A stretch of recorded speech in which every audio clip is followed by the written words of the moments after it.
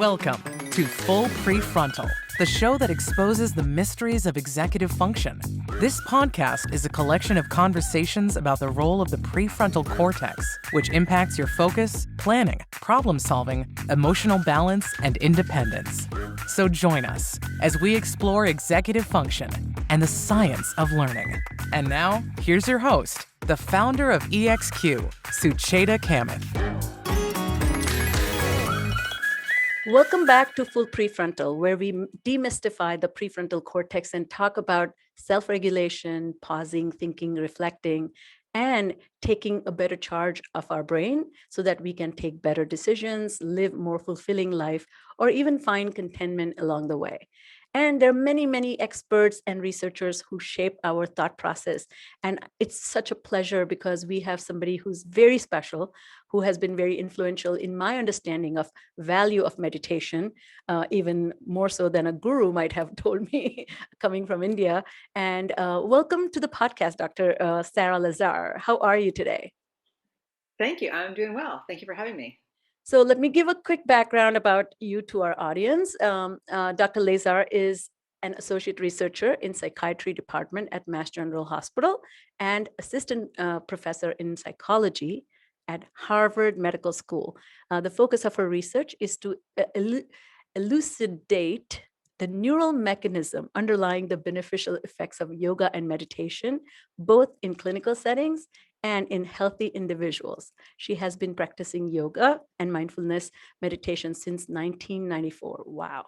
And her research has been covered by numerous new outlets, including New York Times, USA Today, CNN, and WebMD. So let's dive deep into this topic. So number one, first question, since we are going to talk about mindfulness and mind, can we define mind? You are a neuroscientist. What do you think mind is all about? Okay, yeah, diving right into the deep end here. Okay, right. So the most simple, so people often make the distinction between brain and mind, and so lots of times people will say that brain is the hardware and mind is the software. I Right. love that. So mind is the the thinking, the cognizing, the what we think of as thinking, I'd say. So is it true? I often hear various numbers, but there are almost more than 2 million thoughts a minute that come to mind, and we can attend to only 40 of them at a time. Is that even legit? I had not heard that. I have no idea. 40 seems like a lot. So, I mean, I imagine that 40 are happening, but I don't know that we can attend to them all. Wait, 40 a minute or 40 a second? 40 a minute. 40 a second, sorry. But what we are not able to attend to in fullest capacity, we are able to even be aware that they may be coming our way. So I'm thinking a lot of this is sensory information, just information about the world. Yeah, I suppose. I mean, because certainly, so, I mean, just thinking about it, I mean, obviously, so just sitting here, your entire area of your skin is sending signals into your brain to say, okay, Yes. there's something beneath and behind you. And so if something suddenly happened and like, I don't know, the thing fell apart, my couch fell apart or your chair fell apart, you would instantly feel it coming away from your body. And so I guess that is, but it's all subconscious though, I guess. I mean, it's not like, I mean, I don't think you could consciously pay attention to 40, but I believe that, yeah, probably 40 pieces of, probably much more than that, but I So really don't know. That's interesting. I hadn't heard that before. it's such a interesting thought, because here we are, and I come from Eastern philosophy and religion, and talking about the source of your misery is the mind, the uncontrolled mind, unchecked mind. Yes. And once my meditation journey is not as deep and wide as yours. I started maybe 12, 13 years ago, taking it seriously. And one thing that I noticed is this idea of not reacting to it. So can you first set us up with the idea of mindfulness and then mindful meditation? Are they two distinct things, or they are the same? Excellent question. Okay. Yeah, they're a little bit, there's an overlap. So the way I like to explain it is, so mindfulness is just a quality and anyone can do it anytime, anywhere. And so, and really it's kind of sort of awareness, but it's a self-reflective awareness. So you know that you're aware. Like, so right now, you're aware of like all the things that are in your field of vision, right? And so you're aware of that. But then when I point this out to you, then it's like, oh yes, I know, I'm consciously aware of the fact that, okay, I'm looking at, this thing over here and that thing over there. Like it's what like meta awareness is what it's sometimes referred to as. It's like, Yes. okay, I'm actively aware that my mind is paying attention to X at this moment. So again, anyone can do it at any time, but we tend not to do it. And so that's where mindfulness meditation comes in. It's practicing it so that it becomes more of a habit and it becomes easier to do when you really need it. And so the example I like to give is playing soccer. So if I put you on a soccer field all by yourself with the ball in front of the goals, of course you could kick the ball into the goal. But if I put a goalie there and a bunch of other defenders and then everyone's running around and screaming and yelling, could you get that ball in the goalpost? Maybe, maybe not. And so, but if you practice and, then, there's a greater chance that you're going to actually be able to get the ball in. And so similarly, that's the idea with mindfulness is that, if you got deadlines and, angry coworkers and, traffic on the way home, and you're all like this, the mindfulness is not going to be there. But if you practice it, if you practice it regularly, it's much more likely to come up in those sorts of situations. And it's so interesting. And you talk about this in your talks, and as part of a mindfulness community, there's a great and deep, meaningful conversation about this, that mindfulness is staying present, being open, caring deeply, but in a non-judging way. Yes. So can you help us understand, because there's a big, without the cultural background, I feel the Eastern philosophy has seeped into, Western culture without the backdrop. So that mindfulness can become self-referencing and can become selfish way of being with oneself and warding off the world. So can you talk about these two things? One is non-judging way, but not indifferent, because that can be bad, but also self-referencing way, but not enlightened self-interest way, not a selfish way. Yes. Okay. So two great questions. So I think you hit the nail on the head. Yes. When you talk about it's not indifference. So the non-judging, but it's not indifference. So what is it? So at least from the Buddhist tradition, it's a faculty called equanimity, right? So equal Love that balance. word. Yeah, it's a really great word. And the idea is that so being judgy versus evaluating. So right now you could say, okay, well, the room is a certain temperature. And maybe the room is kind of hot or it's kind of cold. Can I just notice, okay, the room is hot versus, oh, it's so hot. Oh, I need to get this fixed. And I just hate it so much when it's just so hot like this. Right. And so that's, the evaluation is it's hot. Oh my God, I don't like it. That's the being judgy. And so can we, because you want to be able to keep the discernment. It's not like you just go around the world just saying everything is fine, everything is perfect. It's like, no, okay, the room is hot. I need to do something to address it. But I don't need to add the to it. So that's where the equanimity. Mainly no drama. Exactly. And so one of my teachers talks about it. Is the heart. So that's sort of like in a sort of a generic, but in terms of dealing with other people, is it can you do it with an open heart versus a closed heart? So if say, I came to you and saying I had this story of like, oh my goodness, I was in a car accident, I got injured, and this happened to me, and that happened to me, and I had this whole long sub story. You could just be like, Sarah, okay, that too bad, sorry, right? And so you're not reactive, right? And so you're not reacting because you're being cold-hearted. Versus can you say, oh, Sarah, I'm really sorry to hear that. And so you can be moved, but not overwhelmed by it, right? And so your heart can remain open and saying, yeah, okay, I feel you. I feel sorry for you. I hear you. You're in a lot of pain, but you're not being swept away by it. That's really the idea of it, is that you can still care, but in a nice balanced way. And I love that. I think there's what you just embedded there is this opposite of psychic numbing. There's Paul Slavic actually wrote an article about that. And I think that eventually you get so bombarded by all the woos of the world that you feel like I'm out. Yeah. I can bear this. I can contribute this. Yeah.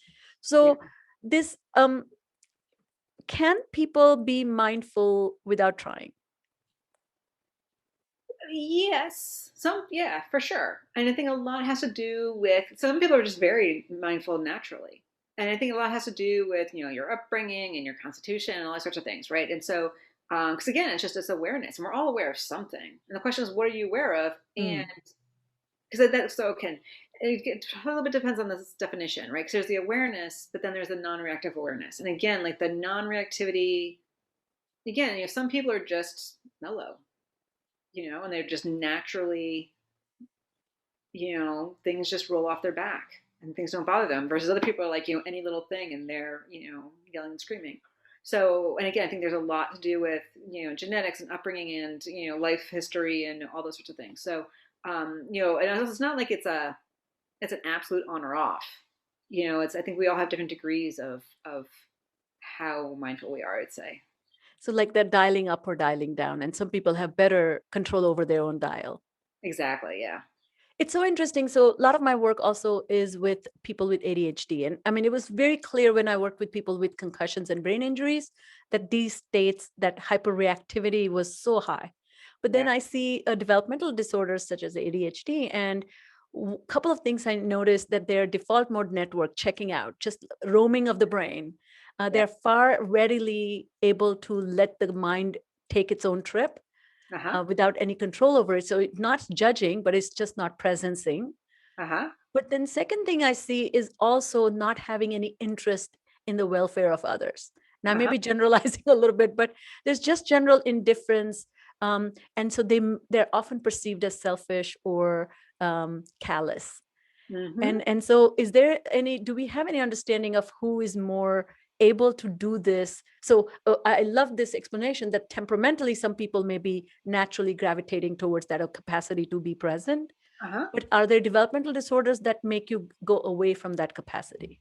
Well, it sounds like ADHD is. I hadn't heard that about ADHD. That's interesting. So, yeah, I mean, I don't know is the short answer, but yeah, no, I think, and certainly trauma probably is my guess.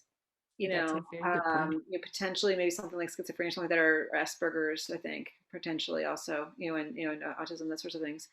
And again, it's hard to know like how much is brain wiring, like intrinsic brain wiring, versus how much is adaptation to adverse life events. I mean, I just don't know. Again, I don't know much about developmental. Got it. Yeah, and so yeah, and that's the other question you asked about, like, is mindfulness just becoming selfish and self-absorbed? So it's not what you do, it's how you do it. And I think this is where a really good teacher is going to be useful. Because the thing is, a lot of people, I find, not a lot of people, I find that some people will use it as just a way to sort of check out and kind of just, you know, chill for a little bit, shall we say. But it's when you really talk to them, it's like, well, they're not really doing what the teacher said. They're not really trying to learn. It's just sort of like, okay, they found this way to sort of like check out and have a little quiet time or whatever, and that they're doing their own thing, and they're not really paying attention. They're not really trying to do it properly.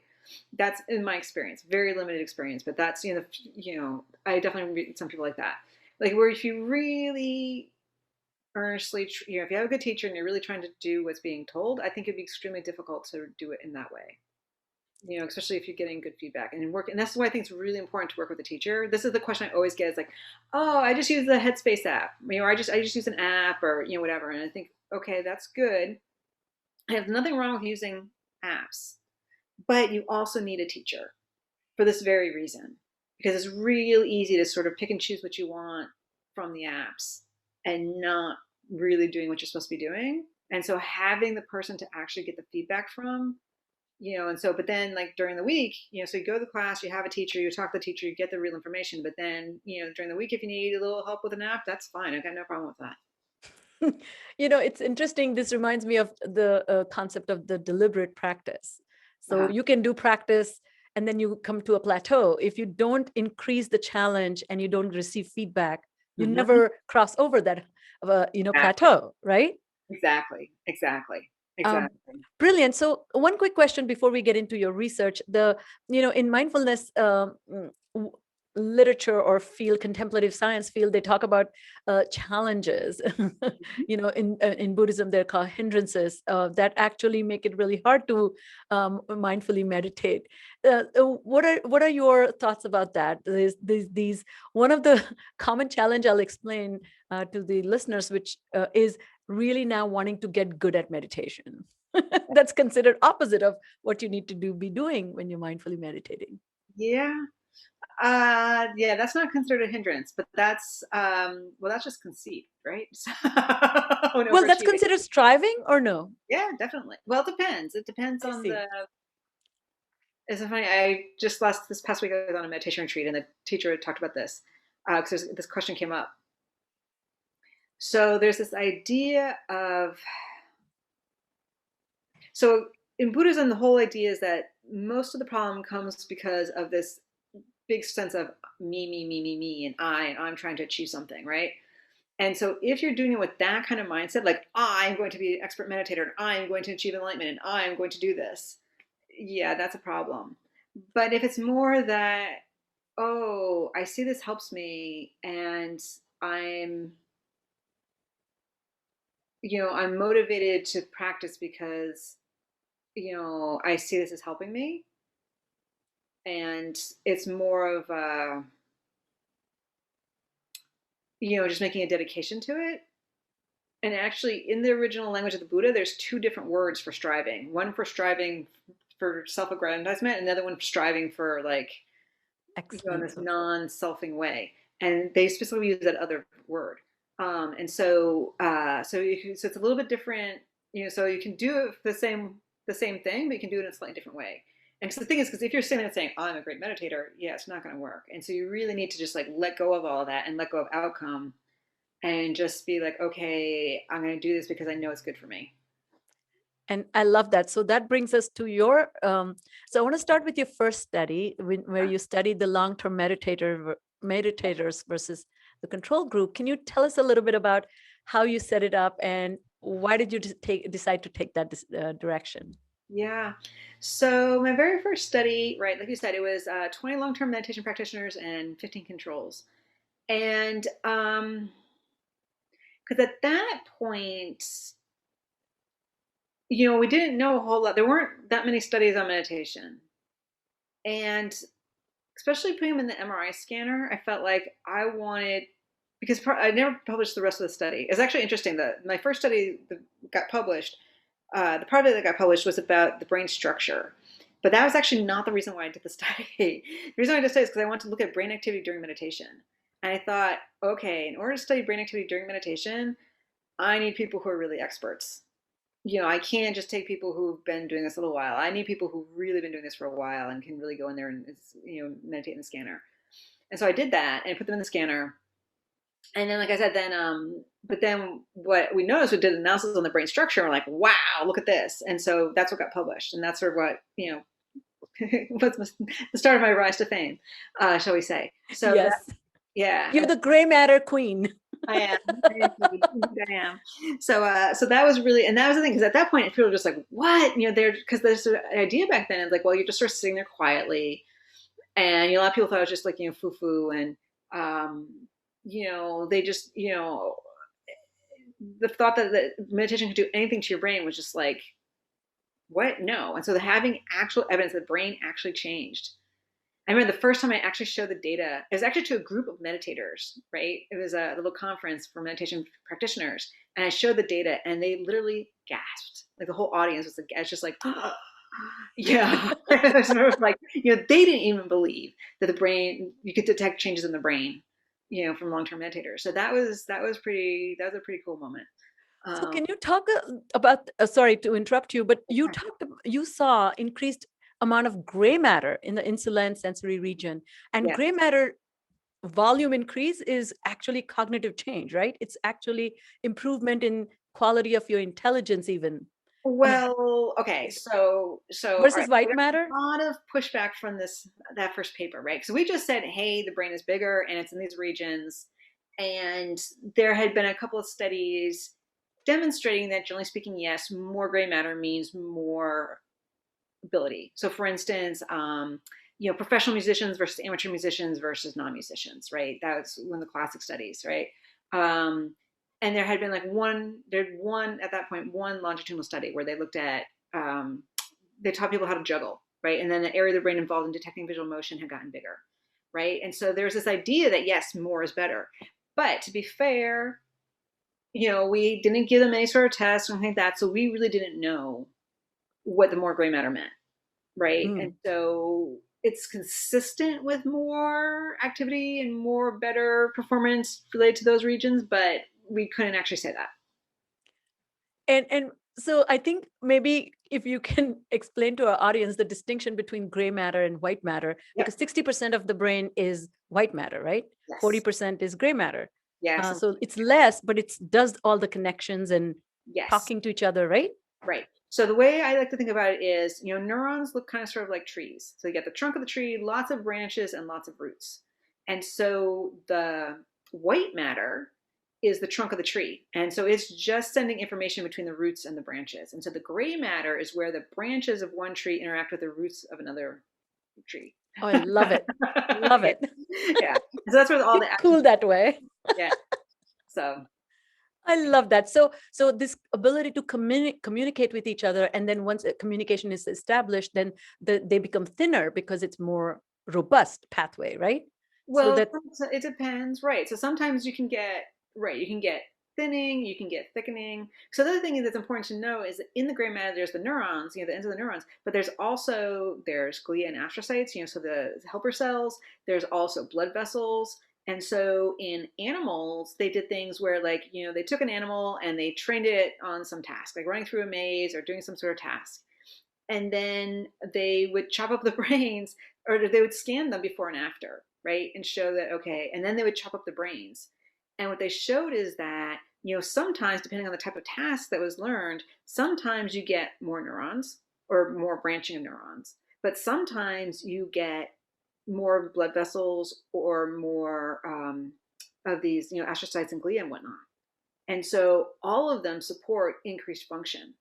So we think maybe it's more gray matter, more neurons, right? Because we've got a bias towards neurons, but in reality, it could be blood vessels or astrocytes. But in a way, it doesn't sort of matter because we know that all of them contribute to improved function. Improved functioning. Yeah. And other part of that study was the actual frontal cortex. I mean, sorry, your gray matter in the frontal cortex, which is typically associated with higher functions such as working memory and executive control. Yeah. So what did you make of that? How do you explain that? Because that is so difficult to facilitate. Yeah. Yeah, no, I was just like, I was stoked when I saw that one. I was like, wow. And it's, in particular there, we found, because one of my co-authors was Jeremy Gray, and he had done a study with fluid intelligence, right? So IQ, fluid intelligence. And what he showed is that activity in the exact same spot that we saw getting larger in the long-term meditators was the same spot that is active during a fluid intelligence task. Wow. Yeah. And so that was really kind of cool. So I was just like, hoo, they were doing something. And so then we actually did a follow-up study where we gave people the fluid intelligence test, so Raven's advanced progressive matrices. Say that five times fast. I just call it Ray Osterite. That's it. No, not Ray Osterite. The Raven. Oh, then which one? Raven. Ravens. Ravens. Okay. I said that fast and I slurred my words. Sorry. Ravens advanced progressive matrices. Got it. You gave Ravens. I thought because also Ray Osterite is also great to capture this complex planning and execution. Yeah. So we didn't do that though. We did Ravens. And so, and we showed, and with that one, we did long-term meditators, long-term yoga practitioners, and controls. And we showed that both the meditators and the controls had higher scores on Ravens than the meditators and yogis had higher scores than the controls. And that it was related to another metric that's related to fluid intelligence, which has to do with how connected the brain is. Like all different parts of the brain. The idea being that in order to solve these really complex problems, you need, this part of the brain talking to that part of the brain, talking to this part of the brain, and there needs to be really good information flow between all the different parts of the brain. And so we showed that, that's preserved with advanced age. and that IQ is also preserved with advanced age. Wow. And I mean, if that was not convincing, then I don't know what. But your second study was even more fascinating. And so, can you talk about the study with those Yeah. who received MBSR treatment or Yes. training? So, right. So for that study, what we did, so that was great. We said, okay, well, these are long-term meditators. And so again, I got a lot of pushback from that first study saying, well, meditators, they're just different. Maybe it's the other way around. Maybe people with thick insula are the ones who are more likely to start meditation or stick with meditation, right? So maybe it has to do with a natural ability, right? You can't prove that the meditation made it bigger. And to be fair, that's very, very true. We don't know, chicken and egg, right? Also, a lot of people say, well, maybe it's because, a lot of them are vegetarian and they're taking time out of their day and, all these sorts of reasons why it couldn't possibly be the meditation. So to address those issues, I thought back to that study I told you about the juggling. So the juggling study, what they did is they took people who had never juggled before, scanned them, taught them how to juggle, and scanned them again 3 months later. And they showed in just 3 months, there was a change in brain structure in just 3 months. And so I thought, okay, well, let's try it.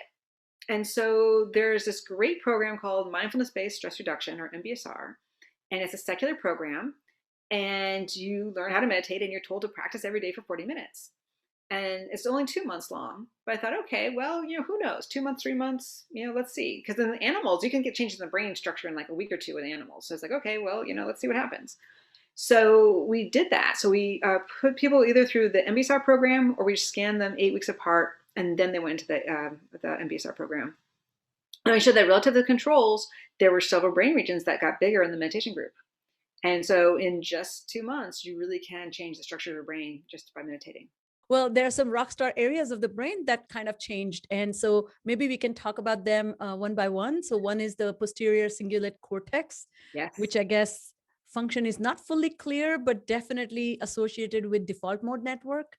Yes, correct? The main hub of the default mode network, yes. So tell us what does the default mode network do, and how did that got impacted by meditation? Right. So and I was going to jump ahead. So not only the posterior cingulate, but also the hippocampus. And the hippocampus is also part of the default mode network. So we're going to talk about both of them. So, right. So what is the default mode network? So let's define how it came to be in the first place. So you would think, most people would think, that if I put me and you and 20 other people into the MRI scanner and just said, okay, sit there and do nothing, and we're going to scan your brain while you're doing nothing, you would think that our brains would look very, very, very, very different, because, I'm thinking about my science and you're thinking about, your clients or your patients, and, someone else is thinking about the stock market. And so you'd think that all our brains look very, very different. But it turns out, when you put people and you just have them think about just whatever, the brain activity is actually fairly similar. I mean, there are some subtle differences, but mostly it's very similar. And what you see is this network of brain regions called the default mode network. This idea that when you told them just lie there and do nothing, there's a network. And over many years, what they've shown is that network is involved in thinking about self-related processes. Because the idea is that when you're not thinking about anything in particular, you're thinking about something, and you're usually thinking about how it's relevant to me. So it's like, I need to go to the store, and what do I need while I'm at the store? I need to get, I want to make this dish. And so it's all these things that are relevant to me. And, oh, that person said this to me and I said that to them, and so there's usually has something to do with me. As I mentioned, the main part of the default mode network that's always on is this part called the posterior cingulate cortex, posterior cingulate cortex. Or say that 5 times. Yeah, seriously, yeah. The PCC, I'm a tongue twister. PCC for posterior cingulate cortex. And then the hippocampus is sort of like a secondary part of it. And so the hippocampus, of course, is memories and learning. The PCC, again, so it's the main node of the default mode network. It's implicated a lot in mind wandering in general. So if you have someone lying in the scanner and doing something, the best indicator that their mind is starting to wander and they're going off task is the PCC activity starts to come up. The PCC and the hippocampus are the two main regions that are impacted by Alzheimer's disease, and they get wiped out in Alzheimer's disease. And that's why it's so important, this research. Yeah, exactly, exactly. And then I said it's also sort of self-related processes. And so, and sometimes it's important to know, sometimes more gray matter is more activity, and sometimes more gray matter is less activity because we have inhibitory neurons. And that's what we think is happening with the PCC. Because what we know from other people's research since then is that when you're actually meditating, the PCC gets turned off very strongly. And trait like, so after 8 weeks of practicing, even when you're lying there doing nothing, the default mode network is less active after MBSR than before MBSR. So it really does seem like it turns it off and keeps it off. And so that's what we think that increased PCC is doing, is that it's turning off and keeping off that default mode network so that you're spending less time mind wandering, less time thinking about yourself, and more time in this open, awareness state.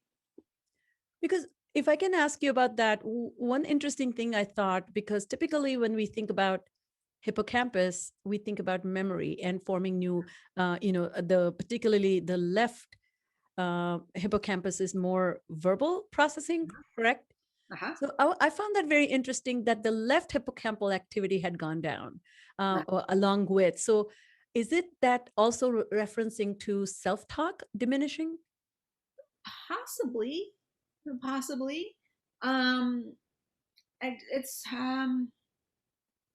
maybe self-related talk. Because again, this idea being, so what is the hippocampus's contribution? The hippocampus is, in order to access your old memories, you have to use the hippocampus, right? So if I'm just sitting here, the moment I'm looking out a window, looking at a tree, if I'm just sitting there looking at the tree and saying, oh, this is a really nice tree, and oh, there's some buds coming out, I don't need my hippocampus, so I'm not thinking about me, right? So there's still plenty of self-talk or talk going on, right? There's plenty of talk happening, but it's not all about me, and so I don't need to, so again, it's sort of getting away from it's not about me and just aware of what's actually happening in the moment. Got it. So that was fascinating because this is like you're really sharpening the hold on the dial, so to speak. I don't know if the dial always exists, you just have your hands on it. The third area, which was very interesting, the TPJ, the temporal-parietal junction, and it is my favorite area because it's involved in mentalizing, that theory of mind, thinking about other people's thinking. Yes. Can you talk to us about that? Why did we see some changes there, robust changes? Yeah. So it's actually interesting. So we've actually found, we have 2 more papers now where we have identified the TPJ again. Oh, And really? so, yeah. And so definitely it's theory of mind. I'll talk about that in a second, but it's also, and now we're thinking it's more probably about top-down control. Because it's interesting, the TPJ does a bunch of different things. And it's looking like it's probably more about directing what you pay attention to, because it's part of the attention network. And so, but it might also be, because what's interesting is that the TPJ, like you said, is part of theory of mind. What is theory of mind? Theory of mind is guessing or maybe understanding is better, understanding what someone else is thinking. So the classic example is if, you and I go into the kitchen and I put my leftover food in the fridge and then I leave, and then you take out that food and throw it away, and then someone were to ask you, okay, where does Sarah think her food is, right? So most of people say, okay, Sarah thinks her food's in the fridge, right? Because, right, you know that. But people with Asperger's, or not Asperger, with Asperger's and autism, lots of times they have really poor theory of mind. They'll say she thinks it's in the trash, because they can't think about what the other person's thinking. Like, they know it's in the trash, and so of course everyone else thinks it's in the trash, right? They can't separate and track their thinking about their thinking and others' knowledge about the truth or experience or whatever. Exactly. And so it's a key component of empathy, because in order to have empathy with you, I have to understand how you're thinking and feeling. So if I have no idea how you're thinking and feeling, all I know is like, okay, well, you're telling me, oh, my car crashed or something. I keep going with car crashes. I don't know why. Or like, something that, like if I have no experience with that, then I can't, it's like, oh, okay, that's too bad. All right. What do you want for lunch? And I'm not going to be able to understand how you're feeling because that part of my brain is just not understanding that. And so it's incredibly important for empathy and compassion, just normal everyday functioning. And that's definitely something that improves with mindfulness. And so it might be related to that, but again, like the newer data suggests that it's probably also more related to whether you're paying more attention to internal or external events. And so this idea, and that's part of, I think, maybe the part of how it's working with the theory of mind. I don't really know a lot about theory of mind, but this idea that and this gets into the mindfulness, because with the mindfulness, it's always about, well, how's my body reacting right now? So like, if something happens, noticing, oh yeah, that like when I talk to certain people, I hunch up my shoulders, right? Or I clench my jaws and clench my fists sometimes, when I'm under certain circumstances, okay, and this is causing me tension. Okay, I'm going to use that information to realize I'm getting tense. I'm going to relax this now, right? Or noticing that, when I talk to people, certain people, there's certain types of thoughts that go through my mind. Like, oh, this person always makes me angry. This person always, makes me feel defensive or something like that. And just be getting more and more in tune with those little things inside you. And that's what the TPJ is doing as well. It's sort of better tuning you into what's going on inside. And that's so helpful because I think one, I see it in two ways. One is you're thinking less about you and your needs, so you're not at the center of your thinking. Yeah. That also creates that openness and room for other people to take a seat maybe. And then once they are in your view, then you begin to think about their needs and their perspective. And sometimes even if that perspective is not accessible to you, once you, I don't mean force, but that opportunity is created for you, maybe you will take all the inventory of that situation or their needs. And such a beautiful way to kind of be better socialized that way, right? Exactly. Yeah. Again, it's not all about me. Yeah, exactly. So that brings me to this next thought about mindfulness. And you kind of started talking about this empathy and compassion.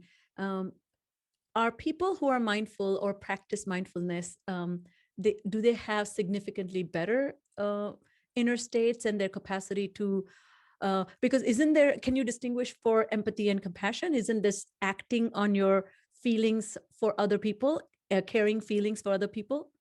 Yeah, that's come out as one definition. I don't know that everyone has that distinction in their definition. But something definitely coming out, especially out of Tibetan Buddhism. They make this distinction that's a distinction between empathy and compassion. Is that empathy is sort of more of a cognitive,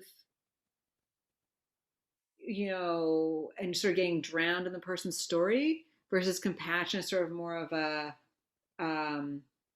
you're less drowned in the story and you're sort of more open just hearing it, and they feel that there's the distinction is that there's this strong desire to act to relieve the other person's suffering. And so I mean, I don't know, but it's certainly that's one definition of it. So this idea that it's not just, so it's understanding, but it's also this desire to help alleviate them. I like the Buddhist saying that soft front and strong back. So when you meet people in situations, there's a soft front to you, which doesn't mean weak, but it actually means open and appreciative and incredibly encompassing of their needs. But firm back is you're not going to compromise your values or giving up your morality or none of that. Exactly. Right. So it's a combination of two. Yeah. And then that also equanimity, you're staying strong Yeah. without feeling drawn into the flood of other people's emotions. And it's important to know, because sometimes the most compassionate thing to do is nothing, and to let the person figure it out for themselves. I mean, love that. truly. And I think that's sometimes something that people don't always understand. And so sometimes, people can seem a little, it's like, no. And think about like, sort of like, the little kid who falls down and gets hurt. The parent goes, "Oh, baby, baby," and "Oh, poor thing," the kid's going to start crying. Versus the parent doesn't say anything, the kid falls down, they scrape their knee, they get up and they run away, and they keep running. So if you don't make a big deal out, and the kids, they learn to deal with themselves. So sometimes, it's not always clear, or it's not always obvious, but yeah, sometimes the best thing to do is inaction, though. And so hard, particularly if they are your children or Yes. they are the ones who are depending on you. Doing nothing is a very beautiful thing, a Yeah. gift. Tell us about now the actual mindfulness training. Okay. Do you have some ways you can explain to us what that training looks like? Yeah, no, it's very simple. It's one of those things, it's very simple to do. It's very, I won't say difficult, but it takes patience and determination and, a little emotion regulation in order to really do it consistently every day, and to really commit yourself to it. And also to really, so you're not just sitting there spaced out. You really have to, it's an active process, a very active process, right? So anyone can do it for a few seconds, but then to really continue to do it nonstop for 40 minutes, that's where the comes in. And I should also say that no one can do it. Like, even like the Dalai Lama is not going to be able to sit there. Well, maybe he could, but even people who've been practicing for 10, 15, 20 years, it's not like they're going to be totally focused for the whole 40 minutes of practicing. Even 10 minutes, thoughts are going to come in. Like, you can't stop the thoughts. But the question is, how quickly can you let go of the thought and come back, right? And so I'm sort of jumping ahead a little bit. So it's very simple. So what do? So you sit down, and there's a couple different ways of doing it, but the most common way is just watch your breath. So just noticing as you're inhaling, you could notice like the air passing through your nostrils, or like your chest or your belly, inhaling and exhaling. And just noticing, because again, what is mindfulness? Mindfulness is paying attention to the present moment in this open, non-judging way. So just noticing, I'm inhaling. Okay, now I'm exhaling. Inhaling, exhaling. It really is that simple. And okay, what are the sensations? How do I know I'm breathing? Like, so it's not, and so really trying not to think about it and really just feel it. So just feeling the belly expand and contract, right? So yeah, anyone can do that for 2-3 seconds. The question is, can you keep doing it? Because of course it's gonna get boring. It's like, okay, I've been doing it for 5 minutes now. What's going on? And then the doubt comes up, and I'm doing it right, and oh, this is hard. My mind keeps wandering. So which is all just being judgy. Right? And then I got I knew I was shopping right now. I need to. Oh, there's all these things I should be doing. No, that's restless mind. Okay, so those are the hindrances. Right? These are the hindrances. It's like, and you keep falling asleep. That's another hindrance. Doubt that it's working, doubt that I'm doing it right. There's all these different ways that you sabotage your own practice. And through all of that, you just have to say, nope, it's just this. And I'm just practicing. Even if I fall asleep, it's okay. I'm practicing. I'm learning. It's just, even if my mind wanders the whole time, I'm getting something out of it. And it really does show, the data really does show that even people whose minds racing the whole time, you are getting stuff out of it. And so that's it. And it's just, keeping doing that. And again, you can do, I mentioned the Headspace app earlier. It's very, very popular. It's just 10 minutes a day. And there's a little bit of evidence now demonstrating that even just 10 minutes a day can be beneficial, right? And so, because teachers always say you have to do it every day for 40 minutes, but more and more data suggests that, I think it's a lot like exercise, right? And so if you run every day for half an hour, 45 minutes, obviously you're going to have a very strong body. But even if you run just like 20 minutes, 2 or 3 times a week, you're still going to get some benefit. Same with meditation. So even if you just do 10 minutes a day, you're going to get some benefit. And if you can do, say, 30-40 minutes once a week, great. And if you can do it several times a week, even better. As you're talking about some of these roadblocks in mindfulness, this cartoon comes to mind where this family,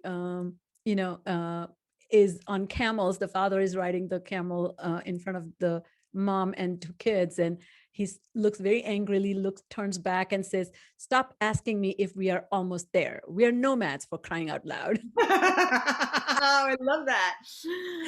So I feel so these thoughts that, what one of the surprising things I discovered now that I'm going through my mindfulness meditation teacher training and receiving feedback is this how active and uncontrolled my mind is. Exactly. Oh my God, it's mind blowing. And then secondly, to patiently sit with it. One of the analogies I give when I talk to other people who are not part of this training is, it's like, imagine you're locked in a room with a 2-year-old and there's no toy and there's a socket, electric socket. And the child keeps wanting to put fingers in the socket. What will you do? And people come up with things like, oh, take him out of the room. I said, that's not a choice. Then give him a toy. I said, that's not a choice. Talk to the kid. I said, that's not a choice. Hit the kid. I said, that's not a choice. So basically, you pick the child up and turn the child away. That's the only thing you have. And I feel this mindfulness practice is literally lifting that 2-year-old, turning away from the socket. Yeah, I love that analogy. Yeah, because again, you can't get away from it. You can't get away. You're stuck with your own dang mind. Yeah, yes, exactly. And so, but you can get curious about it. Oh, talk about that. That's another very important thing we didn't talk about. And I do want you to talk about play. Yes. How does this all relate to improving mental health? Because this just, once you open your mind, you create expansiveness, then you be curious. So I want to hear that, because that's nothing but play. Yes. Yeah, no, it's really, really, really important, because so there's kind of two different ways of trying to do mindfulness practice. So there's some people, so it's important. So backing up a little bit. So we're gonna get into the nitty gritty a little bit. Look at you, yes. Yeah. So there's two things at play. There's attention and there's mindfulness. They're not the same, and this is really important. So attention is just paying attention, right? And not mind wandering. Mindfulness is the awareness, and like sort of the more the meta awareness and sort of the monitoring. And so you're trying to pay attention, and then mindfulness is what's sort of watching and saying, okay, well, am I paying attention, or is my attention starting to wander in a moment?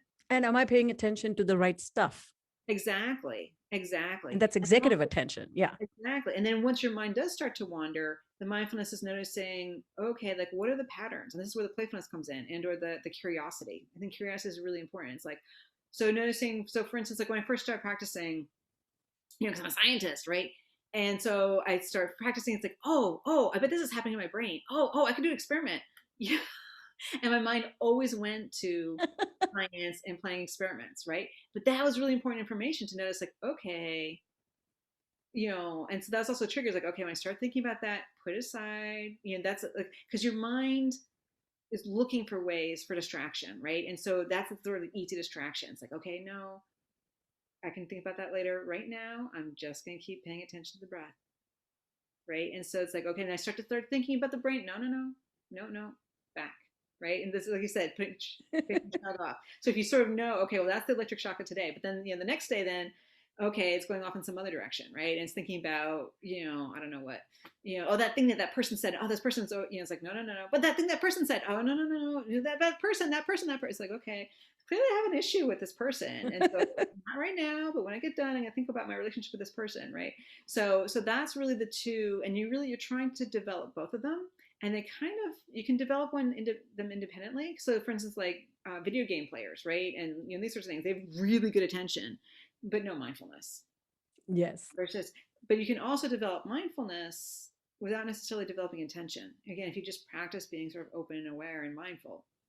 But what's really interesting is that they kind of sort of go hand in hand. And that's really how you get to the really advanced meditative states, is when you develop both of them, and because then you're focused, and then the minute starts to, brings it back, and then goes off and then brings it back. And so when they're really working well together, then you just get into these really deep, beautiful states.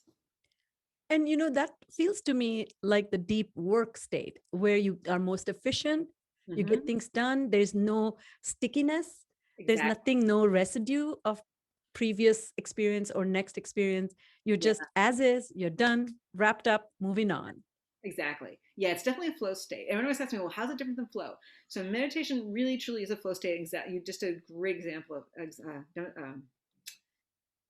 explanation of a flow state, right? And so, but the idea is that but you're in a flow state with yourself. So you're not in a flow state with music, you're not in a flow state with sports, you're not in a flow state with your work, you're in a flow state with yourself and your inner workings. And that's then what leads to the enlightenment. Well, that's a little bit far away mountain for me, but yes, that's a mountain I'm keeping in my eyes on. So as we end, can you tell us a little bit about stress, anxiety, depression, and mindfulness? You thought I would never ask. Exactly. So what is stress? So the way I like to define stress is wanting things to be other than they are. At least emotional stress is wanting things to be different than they are.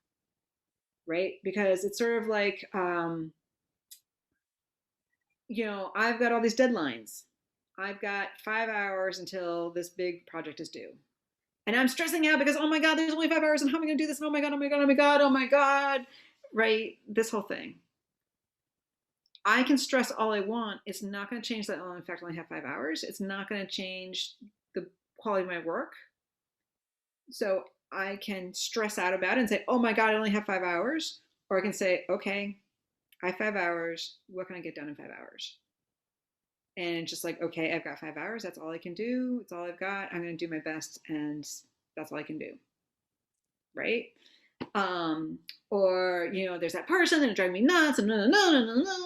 Right? And so you can go on and on and on about that person and how horrible they are and how bad the situation is.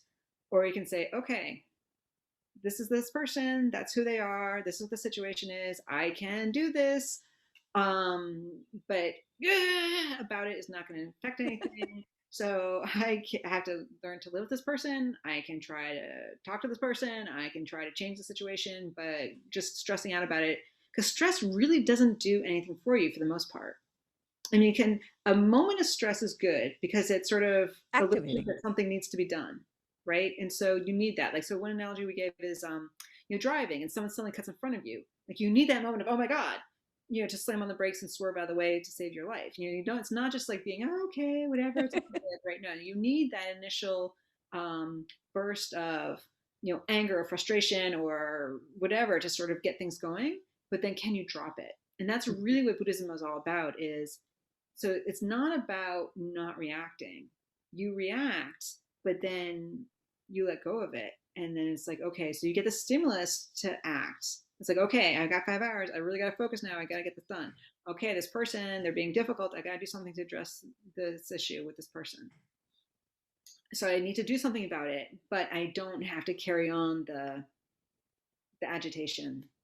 So that's what stress is. And that's really what mindfulness is all about, is sort of recognizing, okay, my brain is, going in circles here, and I'm just keep going on like, oh my God, it's 5 hours, 5 hours, 5 hours, and doing something non-productive. And so the mindfulness, that's where the awareness comes in, right? So the awareness says, okay, I'm fixated, instead of working on what I need to do, I'm fixated on, oh my God, I only have 5 hours. So I'm going to turn the child away from the fact that I only have 5 hours, and I'm just going to focus on what I need to do, which is get as much done as I possibly can in 5 hours, right? And so that's really, again, sort of how it's, it's again, the awareness of what's going on and the habits of the mind. That's really what mindfulness is all about. I love it because it just reminds me of we are tilling the soil for acceptance as is. This is how it is. This, at the worst, best condition. Nothing is going to change except you can change maybe your anger about it, Exactly. Yeah. But you are the person inviting you to take a different stance or different attitude or inculcate different response to the same situation. Nothing has changed about the situation. Right. It's just, this is how it is. And so I can stress out about it, or I can just say, this is how it is. And nothing about that says a defeatist attitude or I give in or give up. It's just great, mature response. Exactly. It's like, okay, this is it. So what do we do with it? Yeah. And don't you think that this is what mature prefrontal system looks like anyways, where it has kind of come to terms with life by understanding it has such a large deck of experiences and say, things sometimes go this way, sometimes go this way, sometimes they just don't go anywhere. Yeah, exactly. And just like, okay. And so whatever happens, I'll then, we'll cross that bridge when we get there. It's like, but right now I'm on this part of the bridge. Okay. And so I'm just worrying about the next steps, and doing what I can to get to this goal. And then, yeah. So again, so you're not in the future. Yeah, you're great now. So this is not a fair or a good question, but how would you certify your meditation, meditation, no, let me rephrase it. What marks would you give yourself for how well you're doing with your meditation? It's not even a good question. That's not a good question. Are you pleased with it?